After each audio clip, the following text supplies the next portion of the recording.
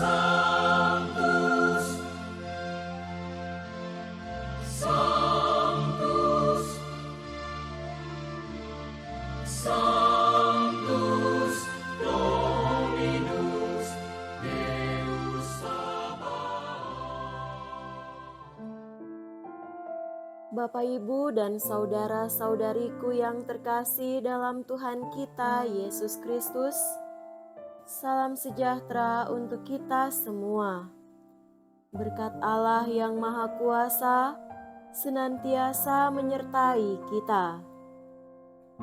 Hari Jumat tanggal 15 Maret tahun 2024 adalah hari biasa pekan keempat Prapaskah.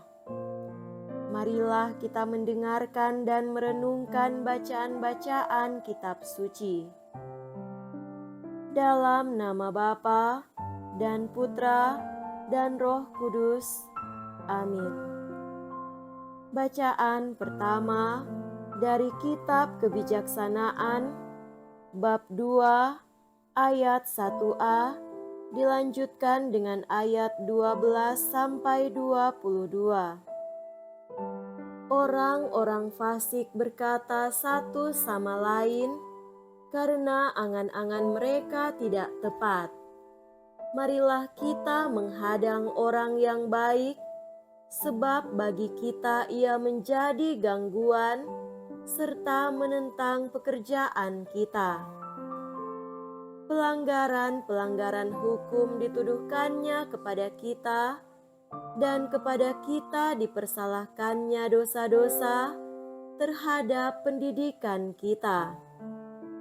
Ia membanggakan mempunyai pengetahuan tentang Allah dan menyebut dirinya anak Tuhan. Bagi kita, ia merupakan celaan atas anggapan kita, melihat dia saja sudah berat rasanya bagi kita. Sebab hidupnya sungguh berlainan dari kehidupan orang lain, dan lain dari yang lainlah langkah lakunya. Kita dianggapnya sebagai orang yang tidak sejati, dan langkah laku kita dijauhinya seolah-olah najis adanya. Akhir hidup orang benar dipujinya bahagia, dan ia bermegah-megah bahwa Bapanya ialah Allah. Coba kita lihat apakah perkataannya benar, dan ujilah apa yang terjadi waktu ia pulang.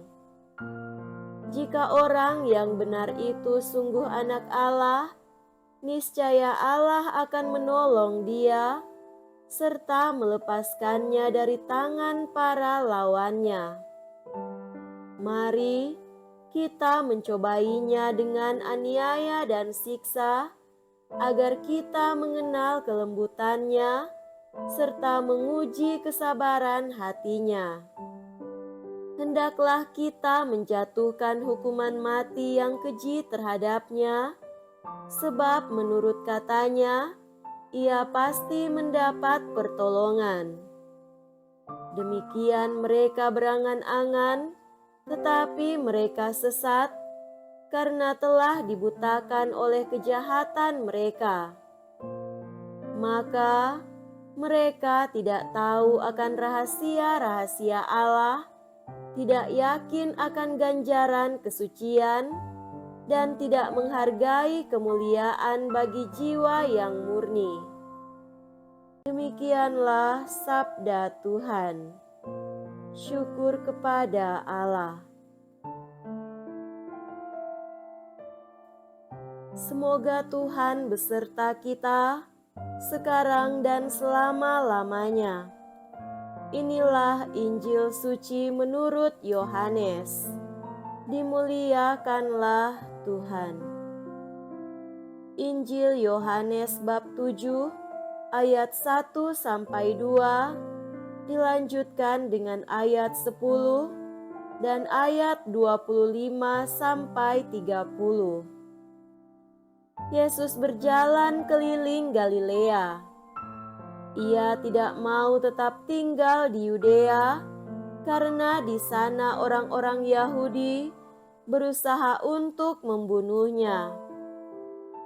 Ketika itu sudah dekat hari raya orang Yahudi, yaitu hari raya Pondok Daun. Sesudah saudara-saudara Yesus berangkat ke pesta itu, ia pun pergi juga ke sana, tidak terang-terangan tetapi diam-diam. Beberapa orang Yerusalem berkata, "Bukankah dia ini yang mereka mau bunuh? Lihatlah, ia berbicara dengan leluasa, dan mereka tidak mengatakan apa-apa kepadanya." Mungkinkah pemimpin kita benar-benar sudah tahu bahwa ia adalah Kristus? Tetapi tentang orang ini, kita tahu dari mana asalnya, padahal bila Kristus datang, tidak ada seorang pun yang tahu dari mana asalnya.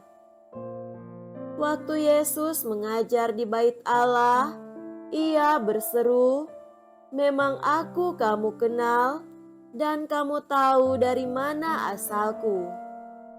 Namun aku datang bukan atas kehendakku sendiri, tetapi aku diutus oleh Dia yang benar, yang tidak kamu kenal.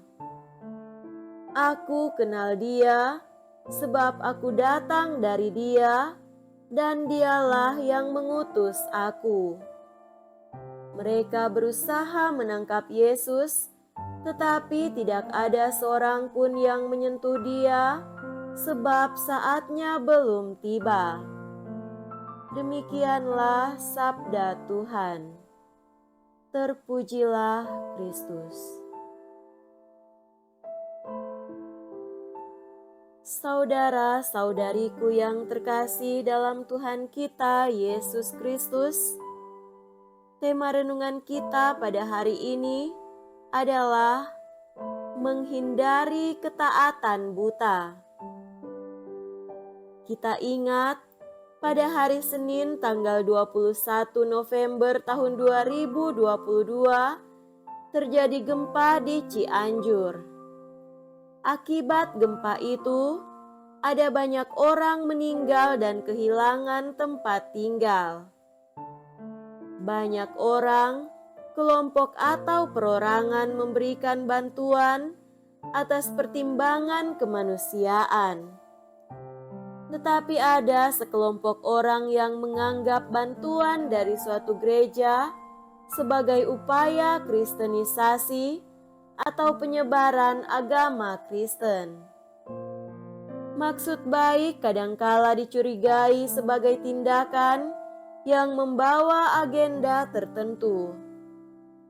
Bacaan pertama hari ini menunjukkan bahwa orang yang hidup baik dan berlaku jujur justru menjadi gangguan dan bahkan ancaman bagi orang-orang yang sudah terbiasa berlaku jahat atau orang yang pandangannya sempit dan tertutup.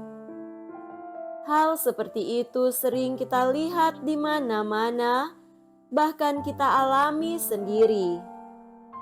Di berbagai instansi di mana terjadi persaingan yang tidak sehat dan menghalalkan segala cara, orang yang hidup baik dan jujur justru akan disingkirkan. Tindakan jahat tidak selalu berasal dari niat yang jahat.